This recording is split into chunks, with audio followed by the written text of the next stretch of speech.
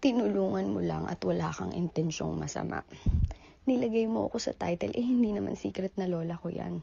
Hundreds of people know that. Beyond family and relative at friends ng relatives and so on, madami nakakaalam dyan. May nag-comment nga ng pangalan ko eh. Tapos ang dami nag-message sa akin, tapos irarason, walang name drop. Iba ang nag-name drop para sa'yo. Dahil kahit hindi lang ako ang sikat na YouTuber, ako lang ang nag-iisang sikat na YouTuber na apo ng lola sa video mo. Sinabi mo na kami ng pamilya ko nakakahiya dahil wala kami na itulong. Hindi na sana namin sasabihin kasi minsan ang tulong pag pinapaalala na may misunderstand na sumbat. Pero dahil namimilit ka, I want to ask you, sinabi ba sa'yo ni Mama Josie na yung pera na naiaabot ng anak niya mismo ay galing sa towing truck service na binili mismo ng nanay ko para may kabuhayan niyang relatives ng mami ko, including her son, para makatulong dyan kay Mama Josie at makapag-provide sa sarili-sarili nilang family. Sa tingin mo, sino tumutulong sa nanay ko? Ako. Tapos ako ang sisirain mo. Bukod pa nga yan sa naabot namin mag-ina kay Mama Josie. Wala kang alam, di ba? Kaya wag kang magsasalita.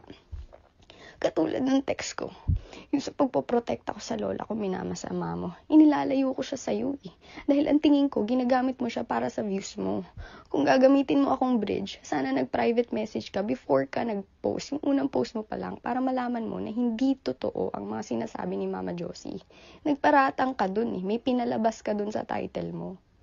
Kasi sino ka para sabihin kung sino sa amin ang nagsisinungaling? Wala ka dun.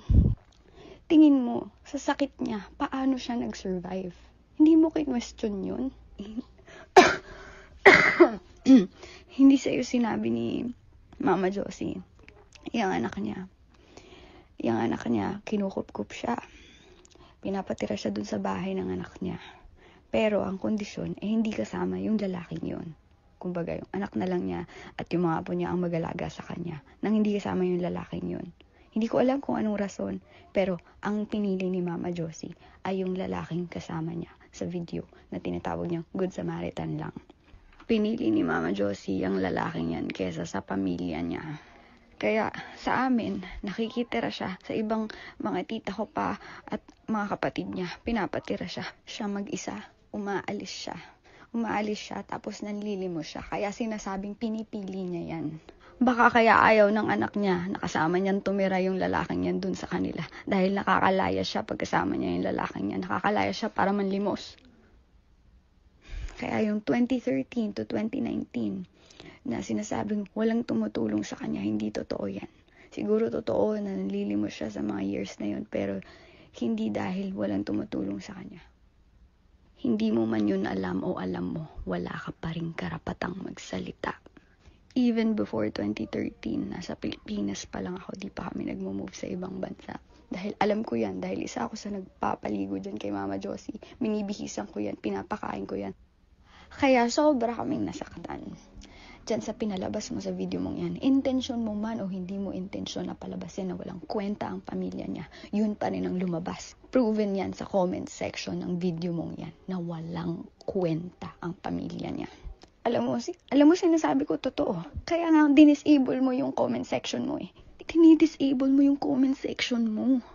Kaya namin siya kinukuha sa'yo. Kasi sa totoo lang, naaawa ako dun sa tao. Hindi ako baldado pero alam kong pakiramdam na maging baldado.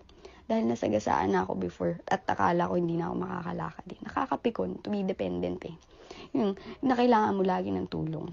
Alam ko pakiramdam nun. Paano pa kaya kung pinanganak kang di makalakad, di ba? Mentally, mayroong epekto yun. Kaya nagpapasensya kami at ayaw kong ilabas ng mga kapatid ni Mama Josie at nanay ko lahat ng alam nila tungkol kay Mama Josie. So, tama ka, ako yung bridge. Pero pinapalala mo. Tandaan mo, dapat family will protect family. Magtaka ka kung isang kapamilya sinisiraan ng isang kapamilya, lalong-lalo na buong angkan, dahil hindi yun dapat. Kaya ibalik mo sa amin si Mama Josie. Graduate ka ng UP, di ba? Just proves na hindi lahat ng nakatapos ay may tamang asal. Dahil hindi tama to. Kaya ngayon, sabihin mo sa akin na wala kang intensyon sakta ng pamilya ko sa in-upload mo. Ha? Kasi wala ka mang intensyon o may intensyon ka. Yung mga kapatid ko na paringgan sa school nila. Teacher kong kapamilya na pahiya sa pagka-fake news ng content mo. May mga taong nadehado ang trabaho, hindi lang ako. Mali ang naging paraan mo. Kumalabang ka ng pamilyang walang ginagawang masama. Na hindi ka pa kabilang, hindi ka Bartolome. Magsisend kami ng email sa'yo since napakadami yatang nagdi-DM sa'yo sa Instagram at di mo nakita sa top request message ng kapatid ko. At dahil sinasabi mo na hindi ka nagdi-delete ng comment kahit may mga comment na nawala sa video, sige, mag-i-email kami sa'yo. Tumulong ka na nga, kasalanan mo pa. Yan ang mga sinasabi ng mga tao. Pero ito kasi yan. Responsibilidad mo na kung anong lalabas sa platform mo, oras na ikaw ang naglabas niyan at galing na yan sa bibig mo. Lalong-lalo na pagkasinungalingan yun. This is your responsibility. Know your place. Lumugar ka. Vlog responsibly. You don't need to pull someone down to rise up. Hindi mo na mababawi lahat. Dahil ako, kahit tingin pa ng ibang tao, puro pagpapabebe ang ginagawa ko. Yung kinikita ko sa pagpapabebe na yun ay may naitulong sa buhay ng mga tao, hindi man alam ng buong mundo.